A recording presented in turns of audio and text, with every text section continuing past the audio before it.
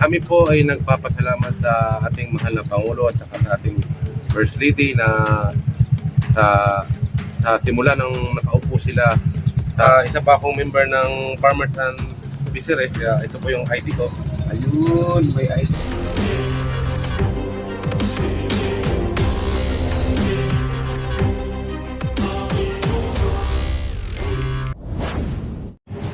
Good morning, sir. Ano po ang pangalan po natin? Emmanuel po. Manuel. Ano pong lugar ito?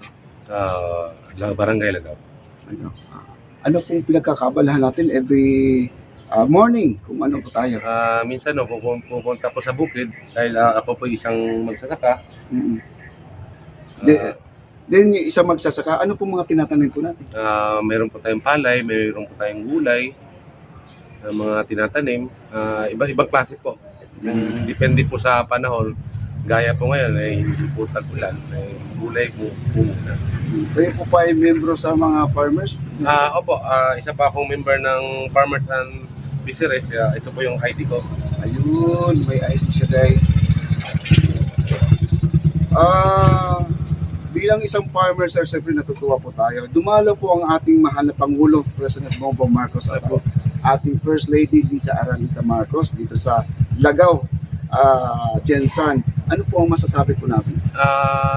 Kami po ay nagpapasalamat sa ating mahal na Pangulo at saka sa ating First Lady na sa simula nang nakaupo sila sa Malacanang, nakapunta po sila dito sa aming lugar at nasaksihan po nila sa yung pamimigay po ng mga taong tulong po sa bawat isa, sa farmers, sa fisheries at saka sa citizens. Okay, maganda po, no? Ang na-appreciate nyo yung pagpunta dito na ating mahal na Pangulo. Sir, napanood po namin sa mga mainstream media, social media, kung saan man sa mga internet, no? Ang pambansang kamao na si Manny Pacquiao po ay sumama na po sa line-up ng Partido Federal ng Pilipinas doon kay President Bongbong Marcos. Ano po sa palagay po natin na pong naramdaman po natin na siya ay kahanay na po ni President Bongbong Marcos? Sa akin lang po is maganda po siya kasi si Senator Manny po ay matulungin din, kagaya po ng ating Pangulo at saka ating First Lady, matulungin din siya sa mga mamamayan po ng Pilipinas. Maganda po ang tandem po nila. Kasi nakita ko, sir, kasi suportado niyo si President Bongbong Marcos, no?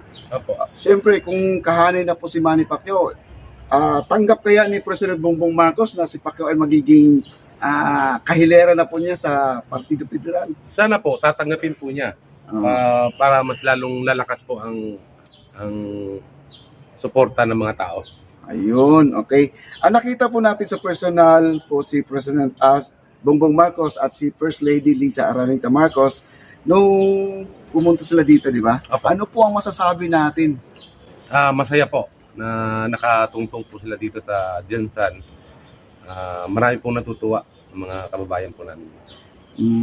Yung mga senior citizen nabigyan ng consultation, test ba natin ay nabigyan ng magandang assistance? Opo, nabigyan po dahil po sa ating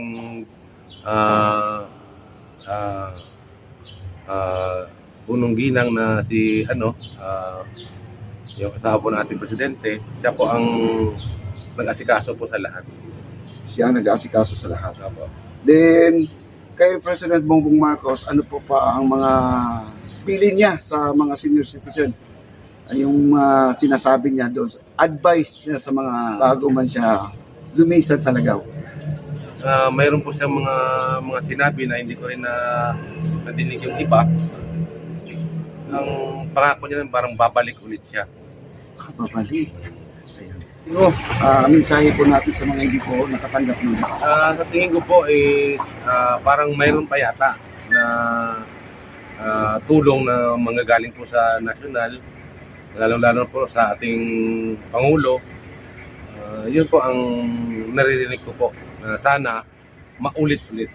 Ayan, sir, ito po ang ating meron pa tayong katanungan. Mensahe po sa ating Pangulo at kay Martin Romualdez.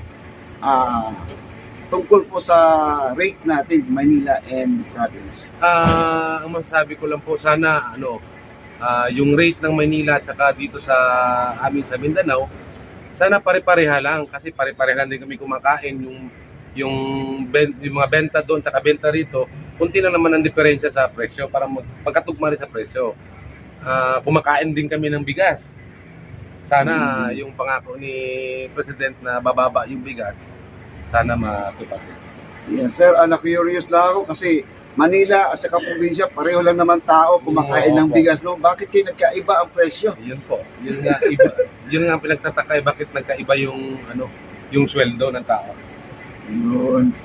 Sir, ano po ang pinakasikat dito na pangunahing bilihin na madalas po binibili ng tao? Dito po sa Jensan, ito po yung capital ng tuna. Capital ng tuna. Tuna, mayroon po tayong mga corn, palay, saka mga banana po. Marami po. Wala kayong dito, yung mangga? Prutas? Mayroon din po.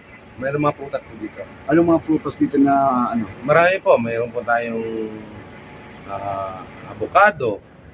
Mayroon po tayong may farm po tayo ng grapes dito sa Jensan. Bandang tumbler. Mayroon po. Okay. Pero sa panahon nito, parang mainit, parang hindi po kaya. Kaya.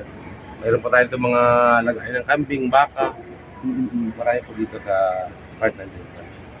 Okay, sir. At maraming salamat po na napaunlakan mo kami ng interview. At ano pong lugar ito, sir? Pakiulit na lang. Anong barangay po kayo? Barangay Lagaw po. Lagaw talaga. Opo. Ayan. Sige, sir. Tayo magpapasalamat dun sa ating mahal na Pangulo at ang ating First Lady po. Maraming salamat po sa ating mahal na Pangulo sa mga biyayang ibinigay nila sa amin dito sa Barangay Lagaw, yung mga nakatanggap. At sana yung hindi pa nakatanggap, antay-antay lang, darating din para sa inyo. Maraming salamat po. Maraming salamat, sir. Pangalan ulit, sir? Manny po. Manny din. Manny, ano apelido po? Bustos po. Ayan. Thank you so much, sir. Welcome sa bayan ng General Santos City. Thank you po, President Bongbong Marcos, sa inyong binigay na tulong sa mga kabataan at pati na rin sa mga mag-aaral. Maraming salamat. Thank you po.